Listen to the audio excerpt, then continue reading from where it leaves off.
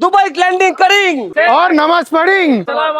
वालेकुम अस्सलाम, अहलन व सहलन। वाले काला बुलबुला जुम जुम पप्पा बस खाएंगे पेट भरेंगे और सलामपुर मोहल्ला पर आई, आएंगे नमाज आई हाँ, दही खाएंगे। दही खाएंगे दही दही दही हाँ, खाएंगे और रोड में अभी खड़ा होएंगे। रग में खोड़ा जी जी दुबई निवास करेंगे দুবাই জুব্বা। ব্লগে সবাইকে আমি স্বাগত জানাই হ্যাঁ কি বকছে মানে একের পর এক সব মজা হচ্ছে। হ্যাঁ আসসালামু আলাইকুম হাবিবি। ওয়ালাইকুম সালাম হাবিবি আল মাকদুম চুমচুমা দুবাই से लैंडिंग करेंगे তো ঈদের নামাজের পর সবাই মিলে আবার একটু আমরা আড্ডা মারছি, গল্প করছি এবং আমরা কোথাও প্ল্যানিং করছি ঘুরতে যাওয়ার।